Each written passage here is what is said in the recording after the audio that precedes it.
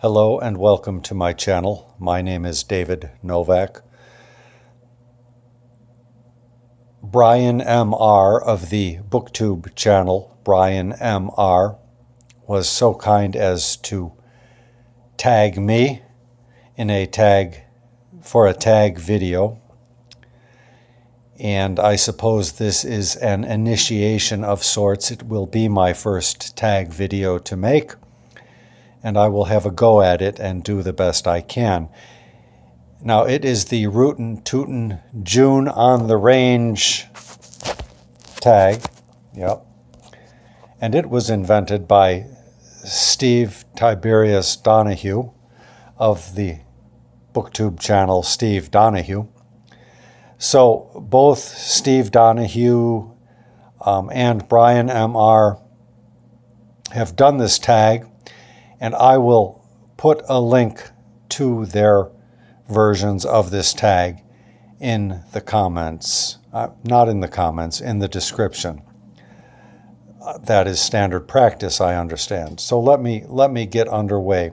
Well, first let me preface it by reading a very short paragraph from my favorite Western author, Michael Ventura. This is from an essay titled Report from El Dorado.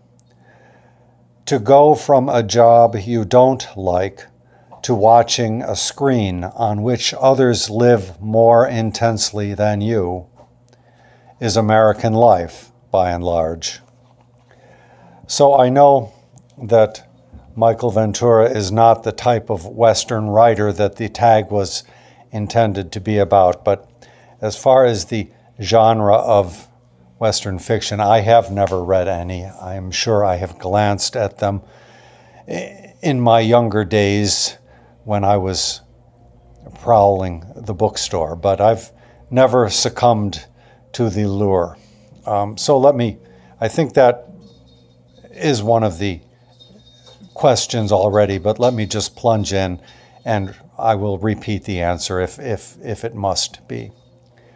A ways out west, have you ever been to the American West?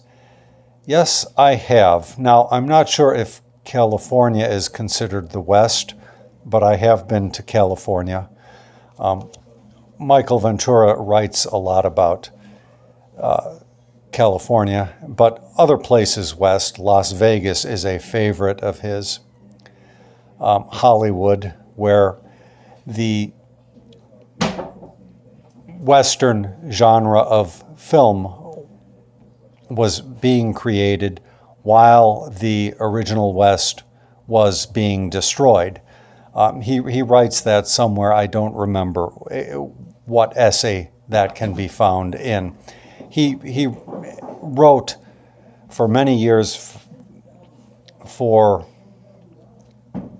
the Austin Chronicle, I believe, a column called Letters at 3 a.m., and huge archives of all of his columns are easily available online. And many years ago, I read through everything I could find. This is probably 25 years ago now. And I have not really touched his book for a long time. So that's that. So yes, I have been. My memory is a lot of long roads and then little clusters of shopping malls and the same sort of chain fast food restaurants that you see in other places. And that is punctuated by scenic wonders, I guess you would say. So I don't have an intensive experience in the West, but I think that sums up my experience in the West. So, Dry Gulch, what's the smallest town you've ever visited? How small is your town right now? Well, as to the first, I don't know what is the smallest town I've ever visited. Now, the smallest small town that holds a place in my consciousness, my nostalgic consciousness, is Pateros, Washington, a place to which I never traveled, but years ago I did the common youthful thing of traveling to Asia, and I met a guy from Pateros, Washington, who talked about it fairly often and described it as being a horrible place. It was so small. I don't remember the details anymore, but one of the things that people would do for fun, like if you were out in a field or something somewhere, another person would take a gun and shoot at you. And this was sort of an amusement. He detested the place and was delighted to leave. And Japan was an eye-opener for him. He studied Japanese sword making for a brief spell while we were both in Tokyo. So, how small is my town right now? Well, I don't know, honestly. My town is Chai Town, which I suppose could refer to chai lattes.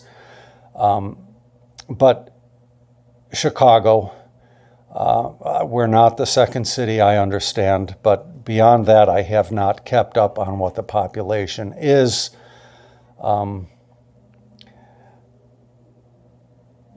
Where the buffalo roam, have you ever seen an American bison in person?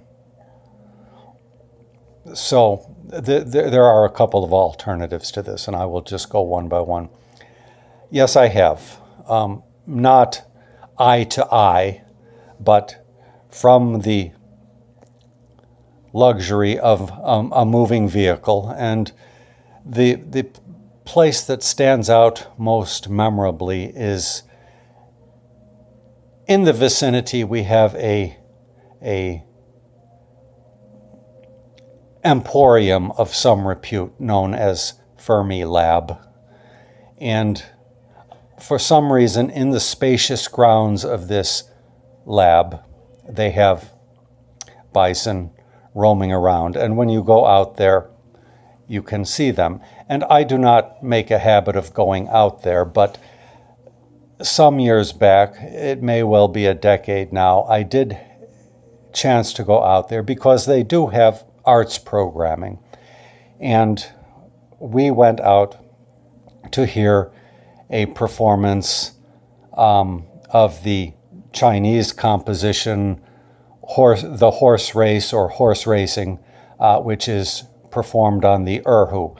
And it was a marvelous event. And we said, oh, we should come out to more arts events here more frequently. But it never happened. The long drive perhaps being part of that.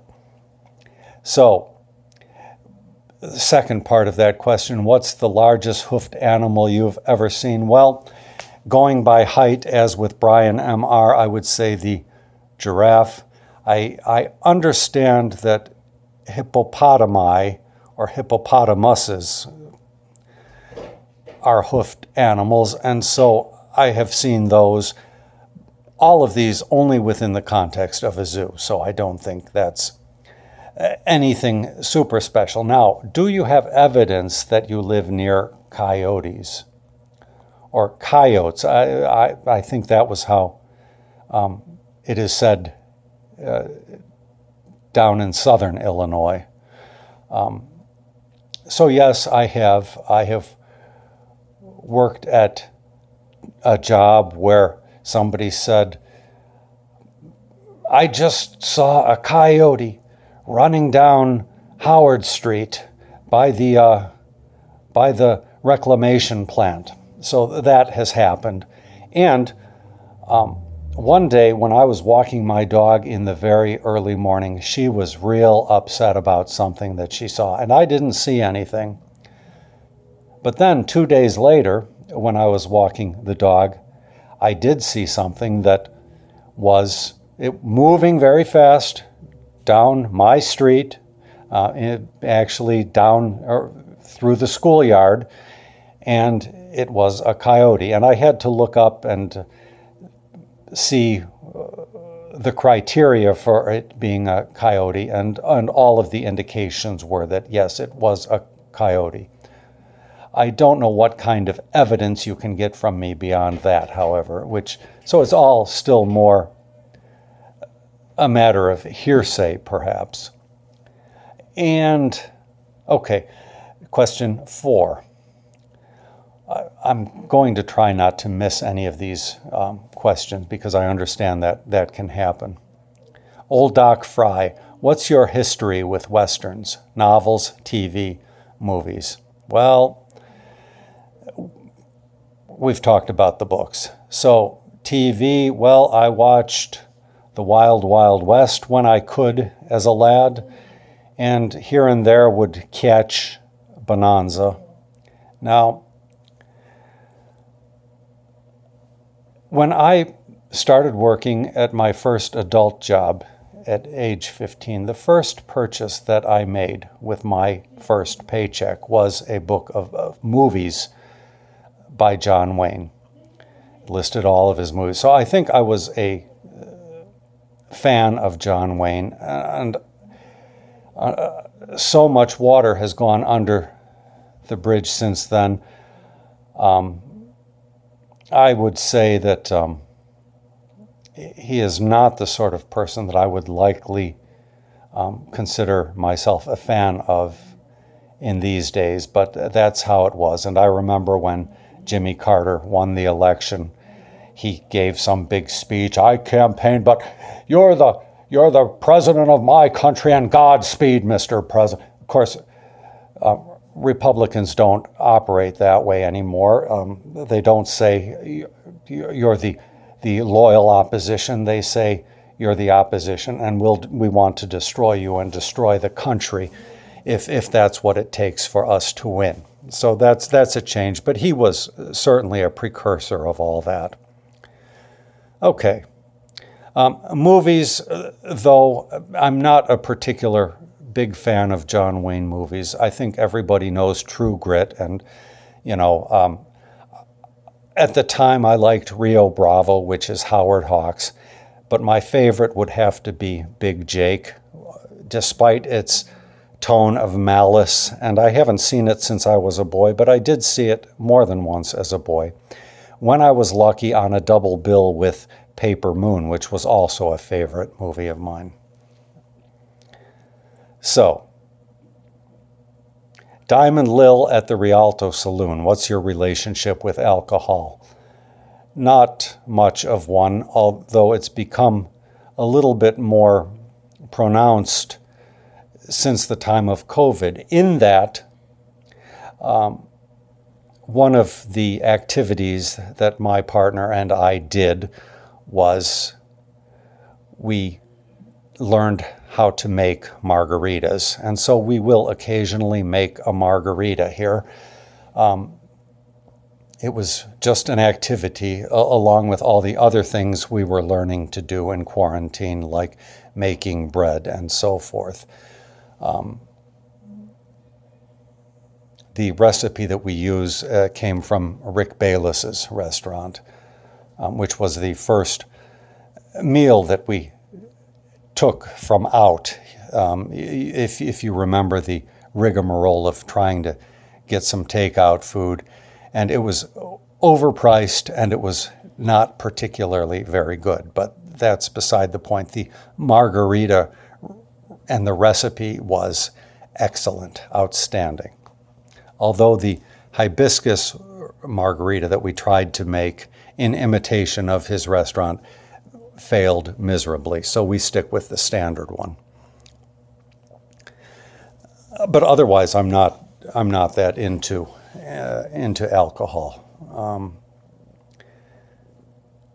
What is the best Western you've ever read? We've sort of talked about that. The Man with the Badge, have you ever been in charge of other people?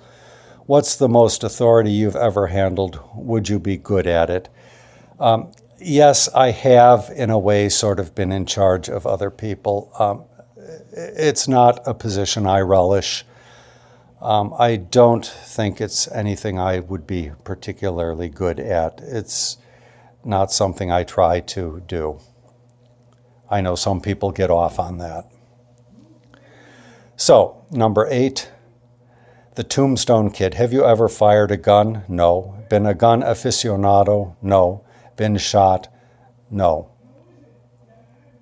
9, it ain't the bullet that gets you, it's the fall. How would you ideally like to cash in your chips?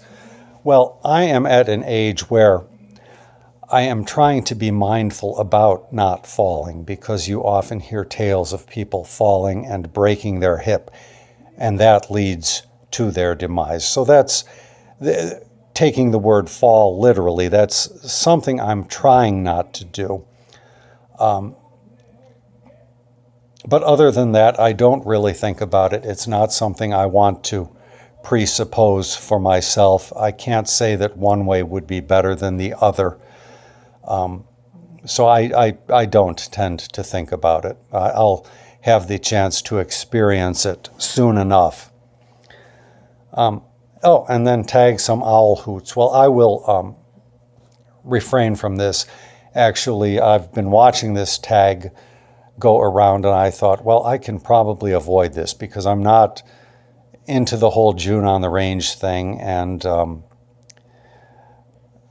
I probably don't need to look at these videos. But Brian M.R. from down south was kind enough to tag me, and so I did my best with this. And if you are inclined to do this tag, if you feel so moved, I will list the questions in the description and invite you to do it. So that is it, and I recommend Michael Ventura if you've never read him. I've never read any of his fiction, so I can't speak for that. And I believe he has a book about the films of John Cassavetes, which I cannot speak for either. I don't know the films of John Cassavetes either. But his essays are good, and you can find those online and pick through them as you like. Thank you for stopping by.